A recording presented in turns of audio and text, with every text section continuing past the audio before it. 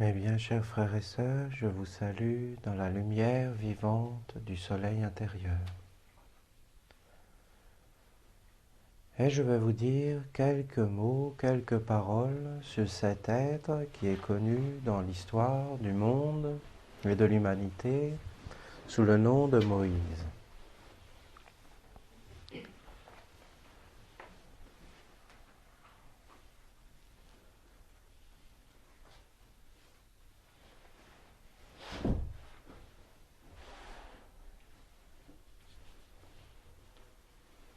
On a dit de Moïse, et Moïse est devenu un Elohim au milieu de nous, ça veut dire au milieu des hommes. Moïse est devenu un Dieu, un homme-dieu au milieu des hommes. Très jeune, alors qu'il était dans le ventre de sa maman, une Égyptienne, de la lignée des fils de Dieu en Égypte, ces Égyptiens qui étaient des initiés au mystère des Esséniens, qu'on appelle aujourd'hui les Tulku, des Tibétains, et alors ils avaient ce secret, comment faire pour mettre au monde des enfants dans la lumière de Dieu, des enfants dans la présence de Dieu, et des envoyés de Dieu, des maîtres spirituels, des Esséniens, des êtres purs. Et ils avaient reconnu dans cet enfant, dans Moïse, qu'ils ont appelé plus tard Moïse, ça veut dire engendré de Dieu, ils ont reconnu le grand vizir d'Akhenaton qui s'appelait Ramose. Ramose avec sa femme qui était dans une lignée très pure des fils de Dieu, des êtres très très purs.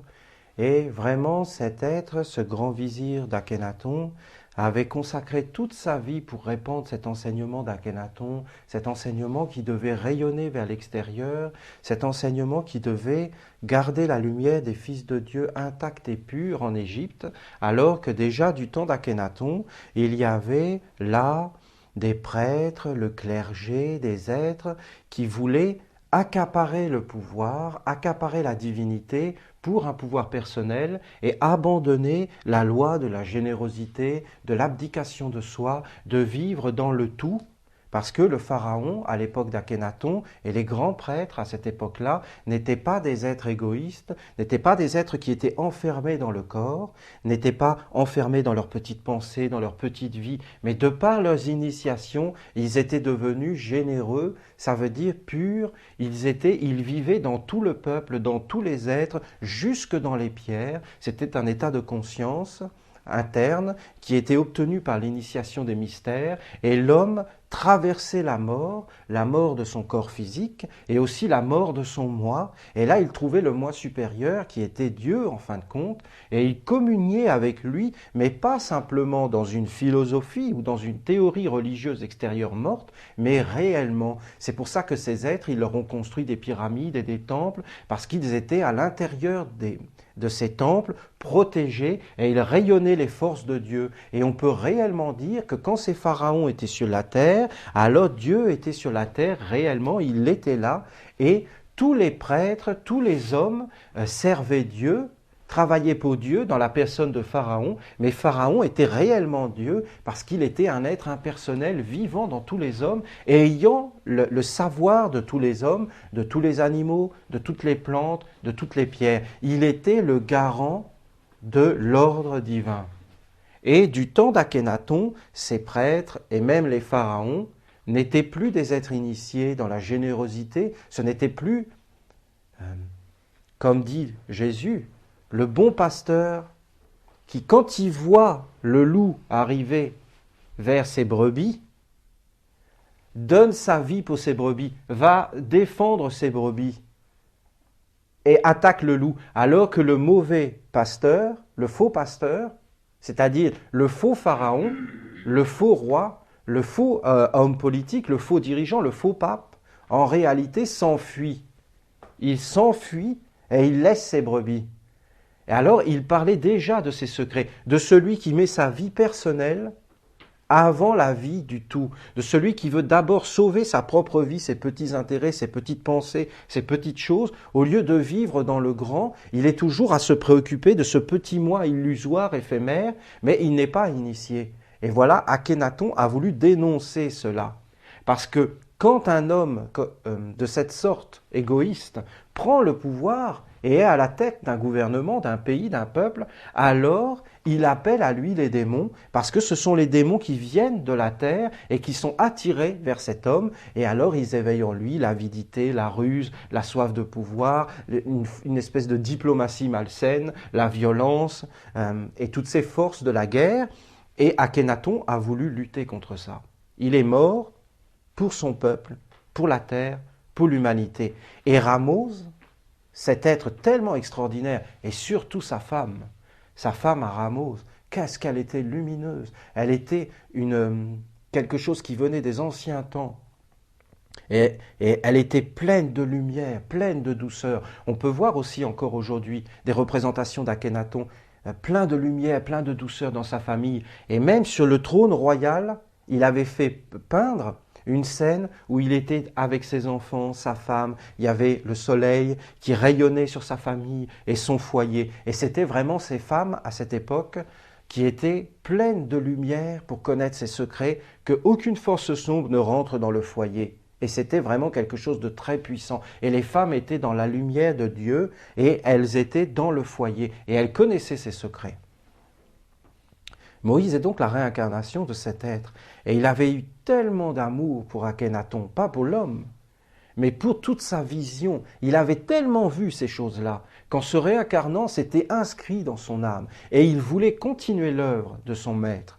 Et les êtres qui étaient à cette époque-là en Égypte ont vu dans ce jeune enfant la réincarnation de Ramose et aussi sa mission. Et voilà, il a été élevé tout petit par des femmes qui ont pris soin de lui, qui l'ont vraiment nourri, protégé. L'enfance de Moïse est une enfance féminine. Il était vraiment entouré par des femmes. C'était un petit garçon très violent, très intrépide, très violent, très brutal.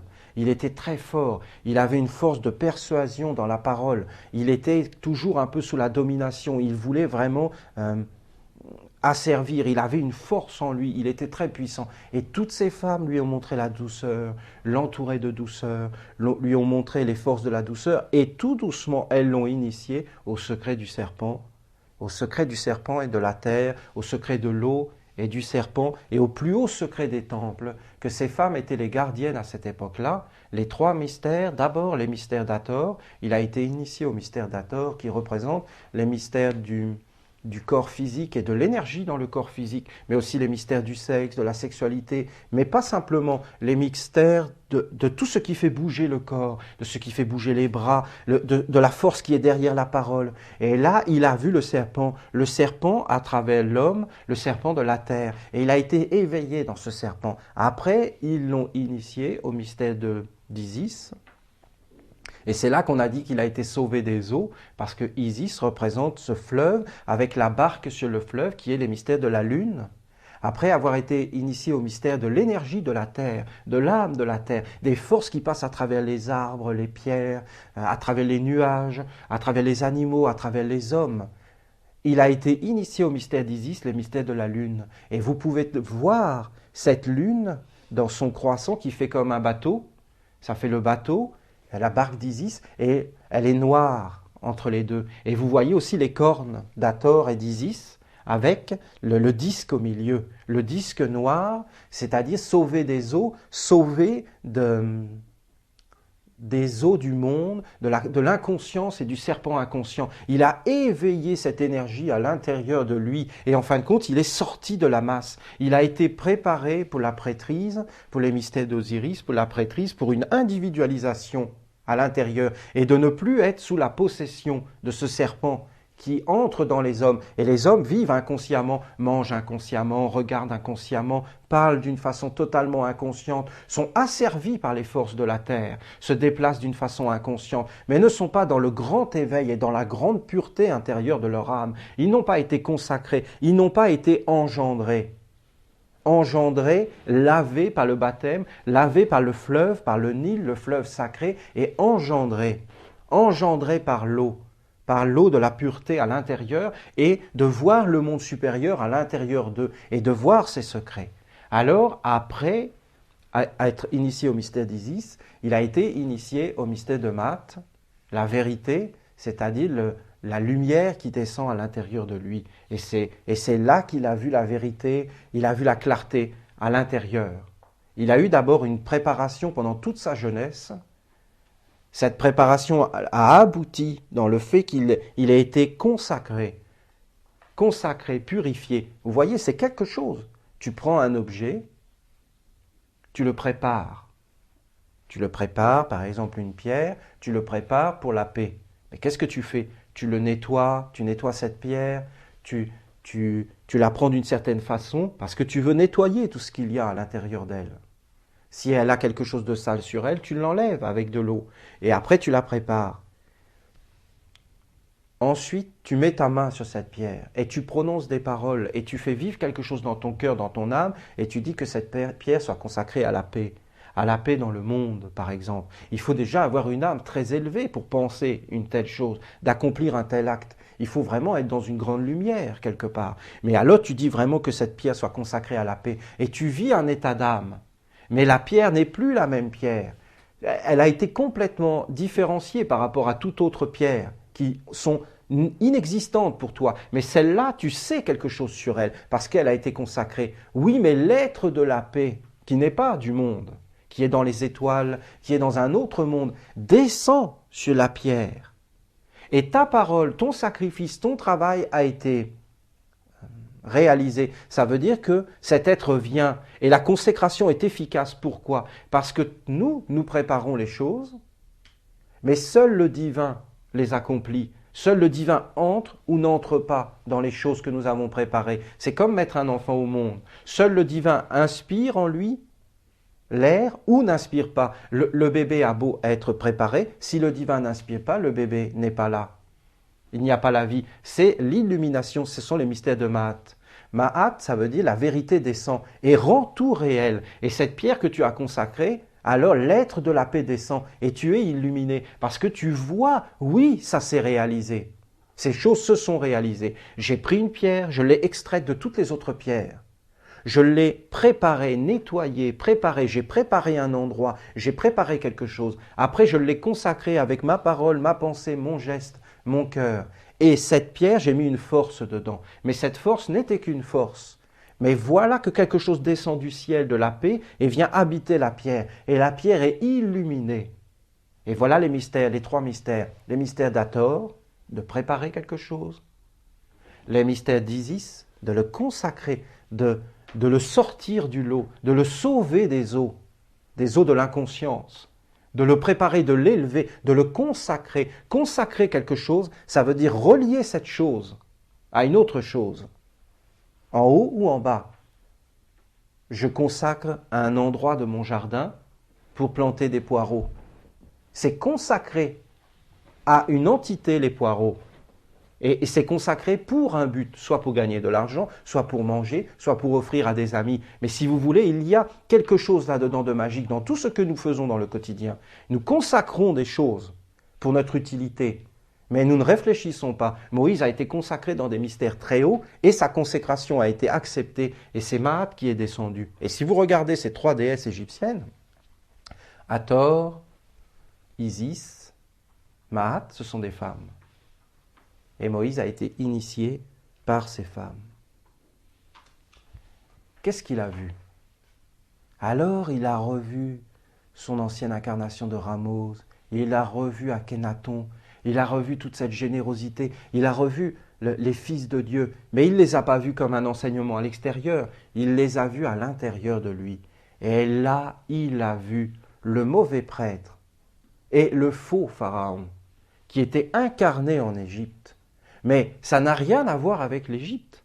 On peut très bien dire n'importe quel roi, n'importe quel prêtre, qui n'est pas au service du divin, ça veut dire la loi de l'amour et de la générosité, mais qui vit pour lui, ou alors pour sa chapelle, pour sa boutique, pour sa petite religion, pour ses idées. au détriment des idées d'un autre, au détriment des autres. Il n'est pas dans cet état dont Jésus parle, je suis en vous, vous êtes en moi. Le Père et moi, nous sommes un. Il n'a pas atteint cet état de l'initiation très haut, où il est vraiment dans l'amour pour tous les êtres, dans le respect, où Dieu est au-dessus, où le bien est au-dessus de tout. Comme Jésus dit au bon maître, mais qui appelles-tu bon ? Dieu seul est bon. Ça veut dire la bonté est au-dessus de tous les hommes, même d'un pharaon, même d'un roi, même d'un Jésus, même d'un Christ, même d'un grand initié. Un grand initié est grand, non pas par lui-même, mais par la bonté. Dieu seul est grand en réalité. Aucun homme n'est grand par lui-même,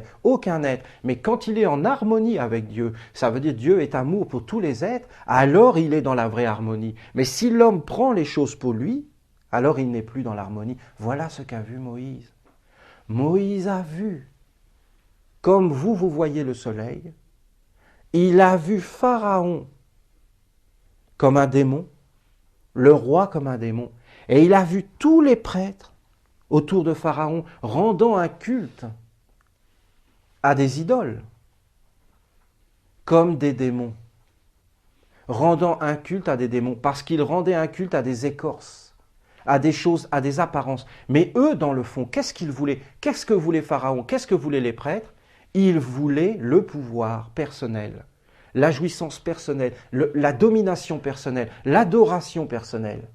Et là, comment ils pouvaient l'obtenir ? Comment ils pouvaient obtenir cette adoration, ce pouvoir personnel ? Ils ne pouvaient l'obtenir que par les démons. Parce que seuls les démons, en réalité, peuvent donner une consistance au moi humain et lui faire croire « prosterne-toi devant moi », ça veut dire la nature inférieure, égoïste, qui veut tout prendre pour elle, et tout ce que tu vois autour de toi, je te le donnerai. Mais à quel prix je te le donnerai ? Il faudra que tu sacrifies tout ce qui est divin dans le monde. Il faudra que tu détruises tout ce qui est divin dans le monde. Et c'était quoi, détruire tout ce qui est divin dans le monde ? C'était en réalité, il nous faut à manger, donne-nous le peuple, et nous viendrons dans le peuple, et nous le dévorerons. Et Moïse a vu que le peuple était dévoré à cause de Pharaon. Et plus les êtres étaient dévorés, plus Pharaon était puissant et plus les prêtres étaient puissants. Et alors, ces démons sont rentrés dans les institutions. Ils sont rentrés chez les prêtres. Et après, Saint Jean a dit, et là voilà la grande prostituée. Et la grande prostituée, quand il parlait de prostituée, alors on a dit, ah, c'est les prostituées qui se prostituent dans les rues. Ça n'a rien à voir, c'était les prêtres. Les prêtres, le cercle des prêtres, qui se sont tournés vers la bête, ça veut dire Pharaon, mais Pharaon, comprenez bien, n'importe quel roi ou dirigeant d'un peuple, qui, en réalité, ont adoré cet être et ont prostitué le divin, se sont détournés de Dieu. Et vous avez une parole de Jésus qui représente exactement ce moment où Moïse est devant Pharaon avec les prêtres de Pharaon. Vous le voyez ce moment. Moïse est devant Pharaon. Pharaon lui dit « Prouve-moi que tu es un fils de Dieu ». Moïse prend son bâton, le jette sur le sol, il se transforme en serpent. Et Pharaon dit « C'est rien du tout ça. J'ai des prêtres à côté de moi, ils font les mêmes pouvoirs que toi. Ils prennent leur bâton, ils le jettent sur le sol et les bâtons se transforment en serpents. Oui, mais le bâton de Moïse mange les serpents des prêtres magiciens de Pharaon. Et là, les prêtres magiciens sont étonnés. Et regardez ce que dit Saint Jean le Baptiste. Il dit « Il faut que je meure et que lui grandisse. Et il faut que le moi supérieur détruise le moi inférieur pour qu'il apparaisse en lui. » Et là, les prêtres magiciens ont vu que Moïse était un grand initié plus fort qu'eux, parce qu'ils ont vu sa vie intérieure. Il était mort à l'intérieur et avait laissé le divin entrer à l'intérieur de lui. Il était devenu un homme-dieu, délivré de la personnalité des choses petites de la terre. Et c'est pour ça que son serpent a dévoré les autres serpents, parce qu'en réalité, il leur a montré l'image de l'initiation. C'est-à-dire que la nature inférieure doit être consacrée à la nature supérieure et que la loi de générosité est plus grande. Maintenant, regardez, la même scène se passe dans l'évangile selon saint Jean avec Jésus. Jésus est devant les prêtres et il dit, ils leur disent, les prêtres disent à Jésus, nous sommes des fils d'Abraham. Il leur dit, non, vous êtes des fils de votre père, le diable. Et c'est la même scène de Moïse devant Pharaon et les prêtres, de Jésus devant les prêtres du Sanhédrin. La même scène. Nous ne sommes pas des fils de la prostitution. Notre père est Abraham. Si votre père était Abraham, vous me reconnaîtriez. Parce que ce que le Père me dit, je vous le dis. En vérité, je ne fais rien de moi-même. Je suis un avec le Père. C'est Moïse devant Pharaon. Regardez comment les mêmes scènes se sont reproduites, avec les mêmes choses qui se sont reproduites. Et ils ont essayé de le tuer de la même façon, mais ils n'ont pas réussi à l'attraper. Vous voyez ? Alors pourquoi je vous dis tout ça ? Parce que je voudrais vous montrer la vision d'un homme-dieu. Comment Moïse, qui était un homme, s'est mis au service du divin. Et comment il a essayé réellement d'empêcher une catastrophe d'arriver dans l'humanité. C'est-à-dire d'empêcher Pharaon de faire dévorer tous les hommes par des démons.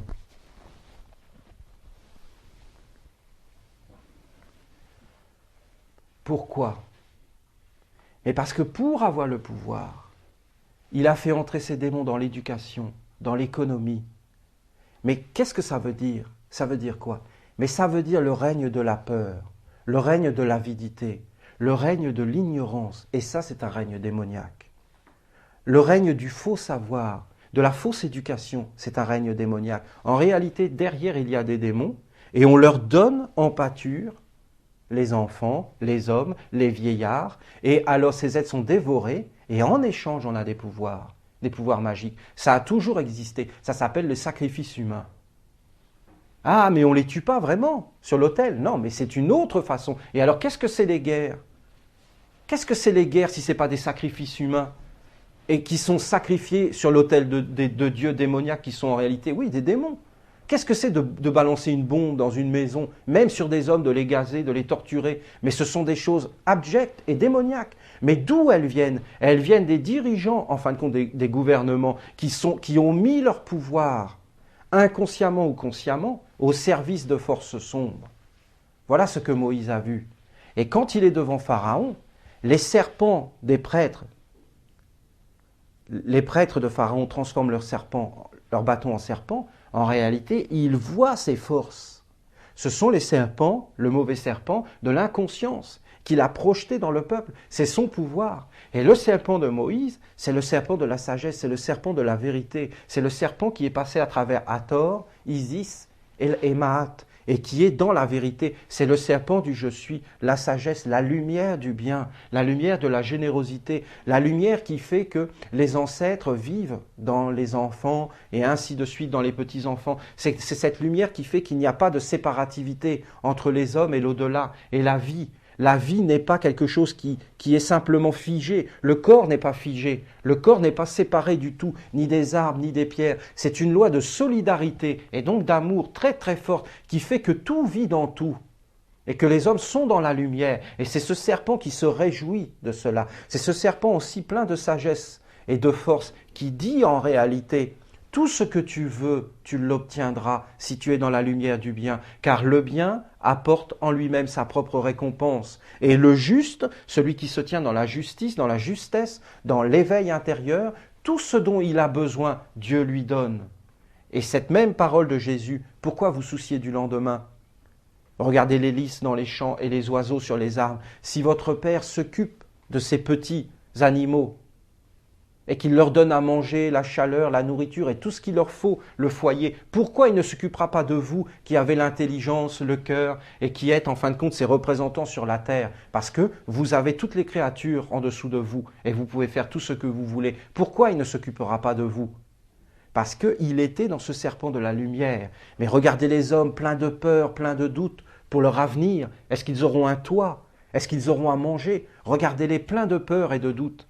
Ils sont pris par ce serpent, en fin de compte, qui les fait vivre toujours comme des animaux en dessous, à toujours être en train de mendier, d'avoir peur, d'être assujettis, au lieu d'être dans la lumière de la vraie liberté, où l'homme n'a plus besoin de rien parce qu'il est dans son rayon.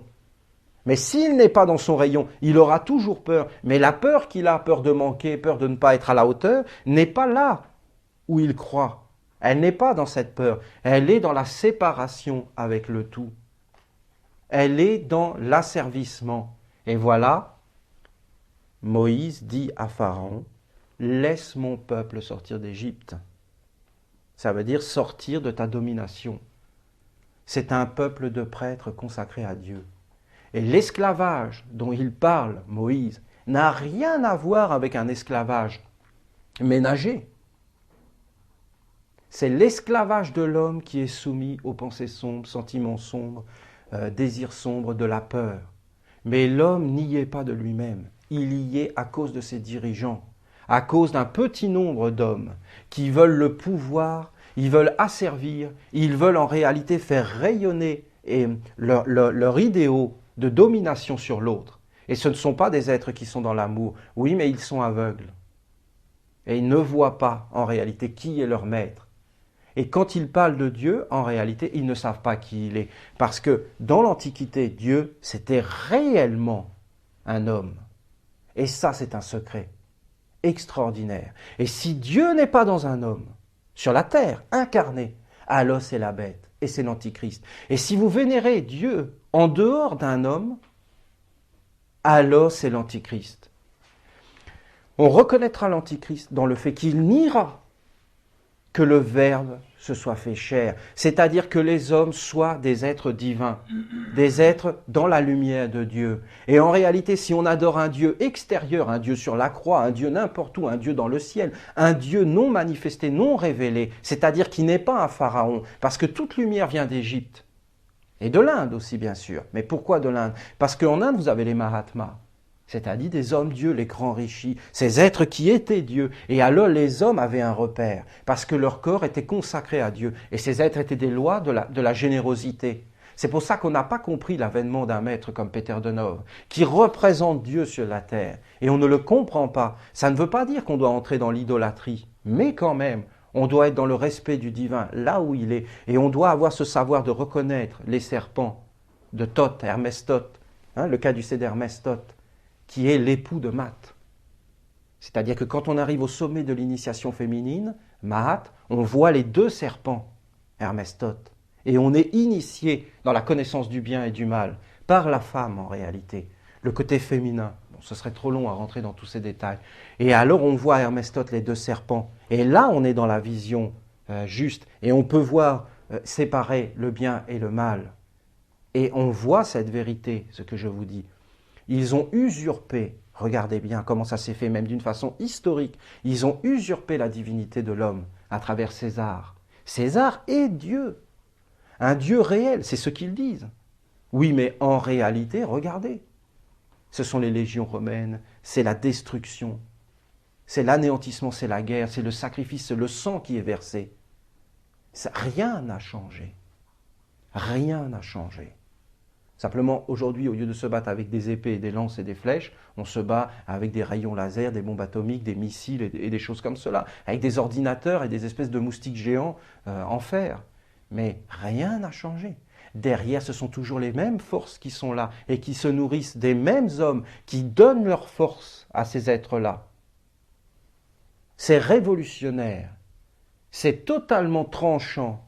Il n'y a aucun pacte à faire avec ces forces-là. On ne gagne rien du tout là-dedans. Ah mais Olivier, nous avons été élevés là-dedans. Mais oui, nous avons été élevés là-dedans. Je vais vous dire la vérité, moi, comment je le vois. Vous avez Hathor, vous avez Isis, vous avez Maat. Un enfant, il est initié au mystère d'Hathor.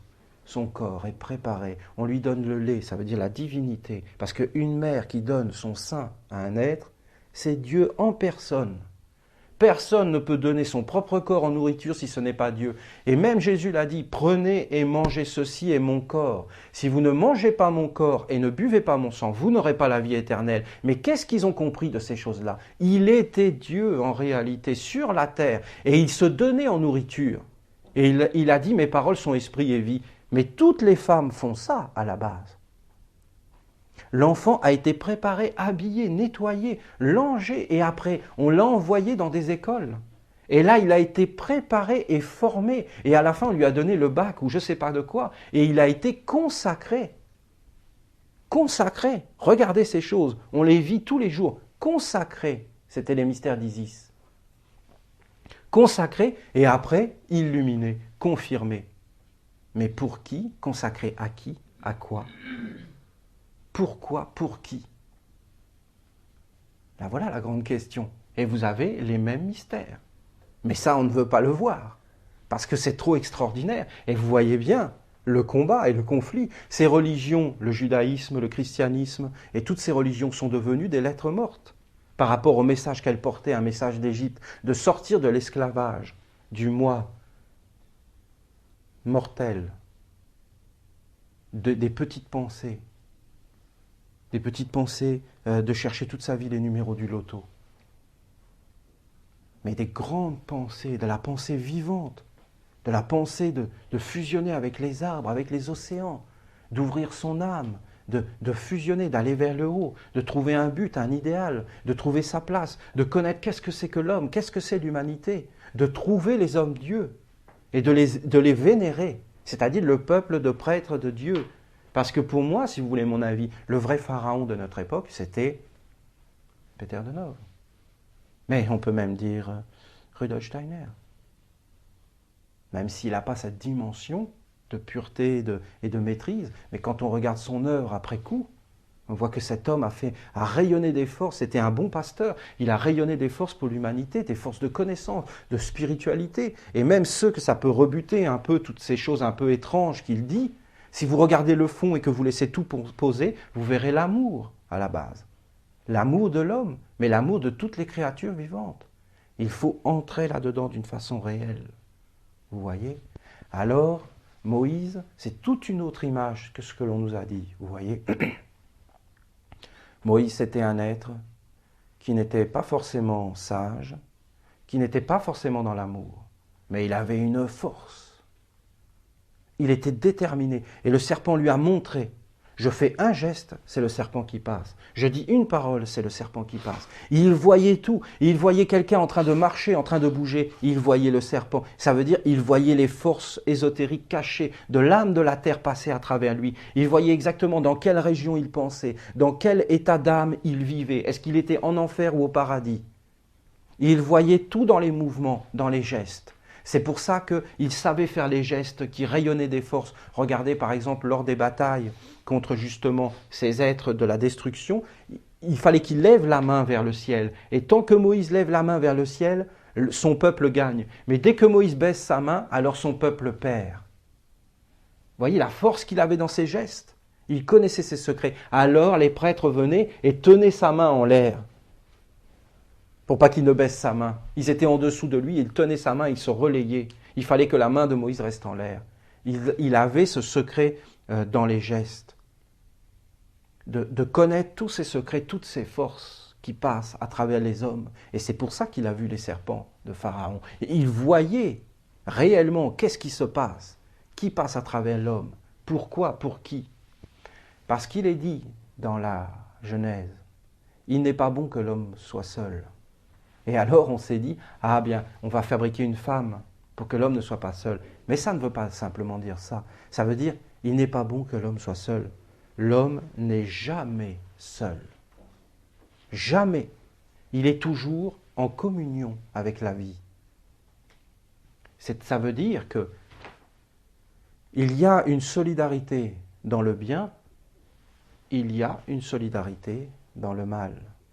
Quand un homme fait le mal, c'est tout le mal qui fait le mal. Et c'est tous les hommes qui font le mal, qui se renforcent et qui vivent en lui et qui le soutiennent. Et quand un homme fait le bien, c'est tous les hommes qui font le bien, qui se réjouissent à travers lui et qui vivent en lui. Il n'y a jamais un homme qui fait le bien tout seul. Il fait le bien parce que d'autres hommes ont fait le bien avant lui. Et alors c'est sa semence qui se réincarne en lui. Ça, c'est des secrets. C'est des secrets que si vous êtes dans la prière, si vous êtes dans la belle pensée, dans les bons souhaits, si vous voulez des belles choses pour la terre, si vous vous engagez pour faire un travail, même un petit travail, si vous êtes seul, vous êtes pauvre et triste, si vous êtes en communion avec tous les êtres qui sont derrière cette pensée, cette prière, derrière cette force, vous êtes dans la lumière, vous êtes vraiment en communion. Voilà un enseignement de Moïse. Vraiment, Moïse voyait ces choses-là à la perfection. Sa femme, qui était avec lui quand il était Ramose, s'est réincarnée, pas comme sa femme, mais comme sa sœur. Et elle s'appelle dans la Bible Myriam. Et cette femme, Myriam, était, je pense, une grande prêtresse de ce culte. Il y avait il y en avait un autre, et il y avait Myriam, et Myriam était la prêtresse de toutes les prêtresses. Ce n'était pas la femme de Moïse, qui était la grande prêtresse Zéphora. Elle s'appelait Zéphora, la femme de Moïse. C'était une noire. Mais il y avait sa sœur Myriam. Et alors, tout ce qu'elle avait travaillé au temps d'Akhénaton dans le foyer, comment il fallait faire dans la maison pour amener l'harmonie, elle est devenue grande prêtresse de Dieu dans la vie d'après. Et toutes ces forces qu'elle avait travaillées dans le foyer, elle les a rayonnées vers l'extérieur. Et alors, quelle femme c'était! Elle est représentée dans le tableau qu'on a restauré avec Olivier sur cette fresque. C'est Moïse et sa femme, la fresque égyptienne pour travailler le couple. Et alors, vraiment, elle est devenue grande prêtresse. Ce que vous faites à l'intérieur, ce que vous maîtrisez dans une vie réellement pour le bien, pour l'harmonie, vous le retrouverez dans une autre vie pour le rayonner à l'extérieur. Tout ce que vous faites à l'intérieur, d'aménager votre maison intérieure, ensuite d'aménager votre foyer extérieur, et après, vous aménagerez le monde. Mais si vous n'avez pas aménagé votre maison intérieure, si vous n'avez pas aménagé votre foyer extérieur, vous n'aménagerez jamais le monde. Vous comprenez? Vous les comprenez, tous ces secrets? Est-ce que ce n'est pas vrai ce que je dis? Est-ce que c'est la dignité de l'homme de laisser entrer n'importe quoi à l'intérieur de lui, n'importe quelle parole de n'importe quel rigolo qui raconte n'importe quoi à la télévision et qui, ces gens-là, sont des présidents de la République alors qu'ils devraient être à cultiver les fleurs et les jardins et qui seraient à leur place, à ramasser les poubelles et à nettoyer les crottes sur les trottoirs. Eh bien, ces gens-là, en fin de compte, qui se retrouvent présidents de la République, qui racontent n'importe quoi à la télé, qui mentent à tout va, mais n'importe quoi, qui ne disent même pas ce qu'ils pensent, et de croire tout ça, mais c'est laisser rentrer n'importe quoi à l'intérieur de soi. Ce n'est pas la dignité humaine. La dignité humaine, ce n'est pas de critiquer l'autre, c'est d'accepter le monde tel qu'il est, mais c'est de ne pas laisser rentrer n'importe quoi et de croire n'importe quoi. Pour moi, c'est mon opinion à moi. Il n'y a qu'un seul maître pour notre époque, et c'est Peter de Nov, et c'est vers lui qu'on doit se tourner. Et on doit étudier ces paroles, ou Rudolf Steiner, ou Ivanov si vous voulez, ou Saint-Yves d'Alvèdre. On doit étudier leurs paroles et les réaliser dans notre vie, et savoir qui est notre maître en réalité, et quelle philosophie on sert. Et après, vous devez réaliser dans votre vie ces paroles. Que Dieu est amour, vous ne devez rien laisser entrer en vous de sombre à l'intérieur de votre maison, comme pensée, comme sentiment. Vous devez apprendre à vous maîtriser, et après à maîtriser votre maison. C'est déjà beaucoup plus difficile. Regardez à notre époque, on ne maîtrise plus rien du tout. Même dans nos foyers, on n'est plus posé sur le sol, on n'est plus dans l'harmonie. Nos enfants ressemblent à des petits serpents qui sont toujours en train de crier et de se battre. Regardez toutes ces choses. C'est très très difficile, tellement ça emplit le monde. Les hommes ne connaissent rien à ce savoir de Moïse. Ils ont fait des religions entières, ils ne connaissent même pas leur maître. Ils l'ont complètement abandonné. Ils ont servi un autre maître en réalité, sous l'apparence de Moïse. Mais ça n'a rien à voir avec l'âme de Moïse telle qu'elle était, avec cet homme qui était un homme. On en fait un être surréaliste, un être invisible, alors qu'il était bien un homme, avec beaucoup de défauts, Moïse. Il était colérique, il était capable de faire le mal, Moïse, par rapport à Jésus, qui était dans la maîtrise totale. Il était capable d'accès de colère terrifiant, Moïse. Et c'était Dieu qui se mettait en colère, et c'était terrifiant, vous comprenez? Il était capable de se laisser emporter, il n'était pas dans la maîtrise. Il était dans l'ardeur et le combat. Il voulait délivrer l'humanité de ces forces-là. Il était prêt à tout.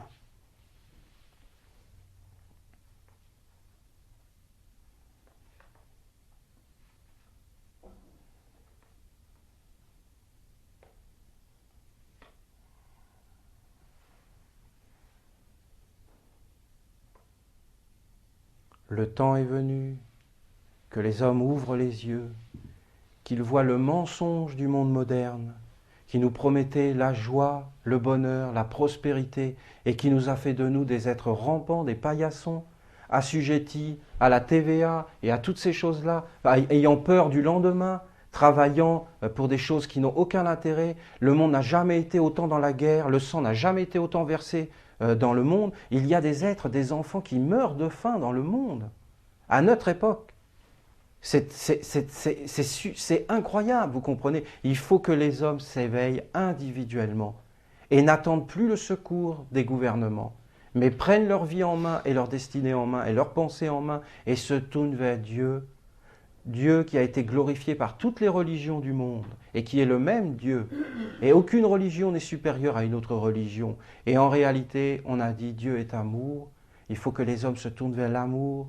Il faut que l'amour donnera un sens profond à leur vie, donnera une dimension, leur donnera une force. Il faut qu'ils s'engagent dans l'amour. Il faut qu'ils travaillent dans l'amour. Il faut qu'ils aient des forces pour l'amour, qu'ils œuvrent pour ce serpent de l'amour et de la sagesse, qu'ils l'invitent dans leur maison, dans leur famille, qu'ils travaillent pour lui, qu'ils soutiennent ce Dieu vivant. Et alors, ils comprendront l'époque dans laquelle nous vivons.